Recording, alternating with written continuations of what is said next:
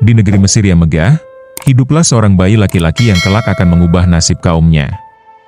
Ia adalah Musa, putra dari keturunan Bani Israel, yang saat itu hidup dalam penindasan oleh Raja Fir'aun, penguasa paling kejam dan zalim. Fir'aun pernah bermimpi bahwa seorang anak dari Bani Israel akan menggulingkan kekuasaannya. Karena takut, ia memerintahkan agar semua bayi laki-laki dari Bani Israel dibunuh. Tapi Allah Subhanahu wa Ta'ala memiliki rencana. Ibunda Musa, dengan petunjuk dari Allah, meletakkan bayinya di dalam sebuah kotak dan menghanyutkannya ke Sungai Nil. Kotak itu mengapung hingga sampai ke istana Fir'aun, dan Musa pun ditemukan oleh istri Fir'aun yang berhati lembut. Ia membujuk suaminya untuk membesarkan bayi itu seperti anak mereka sendiri. Maka, tumbuhlah Musa di istana musuh kaumnya. Bertahun-tahun kemudian, ketika Musa telah dewasa, ia menyaksikan seorang Mesir memukuli seorang dari Bani Israel. Dengan kemarahannya yang tak terkendali, Musa memukul si penindas hingga tewas.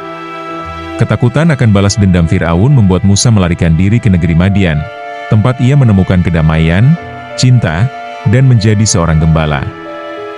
Di Madian, Musa mendapat wahyu.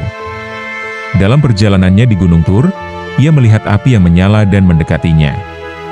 Di sanalah Allah berbicara langsung kepadanya, menugaskan Musa untuk kembali ke Mesir dan membebaskan Bani Israel dari perbudakan. Musa, bersama saudaranya Harun, menghadapi Fir'aun dengan penuh keberanian. Ia menunjukkan mukjizat dari Allah, tongkat yang berubah menjadi ular, tangan bercahaya, dan berbagai tanda kekuasaan Tuhan. Tapi Fir'aun tetap angkuh. Akhirnya, dengan izin Allah, Musa memimpin Bani Israel keluar dari Mesir.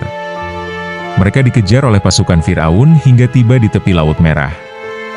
Dalam keputusasaan, Allah memerintahkan Musa untuk memukulkan tongkatnya ke laut. Maka terbelahlah laut itu, membentuk jalan kering untuk mereka lintasi. Fir'aun dan pasukannya mengejar, tetapi ketika Musa dan kaumnya telah selamat, laut kembali seperti sedia kala dan menenggelamkan mereka yang zalim.